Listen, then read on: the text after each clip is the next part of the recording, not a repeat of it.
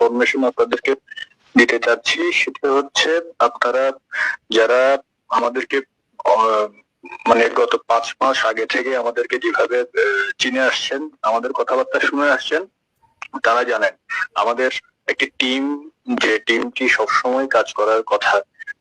আপনাদের সুবিধার্থে আমি ওই ইনফরমেশনটা দিচ্ছি। আগামী 11 তারিখ থেকে আমাদের যে টিম, যে কি বলবো, ওয়েল ট্রেন যে টিম আমাদের কেজিবি, আমি নাম সহ বলে দিয়েছি, সেটি অ্যাক্টিভ হবে আগামী 11 তারিখ থেকে। আমাদের অলরেডি বাংলাদেশে পুশিং করা শুরু হয়েছে।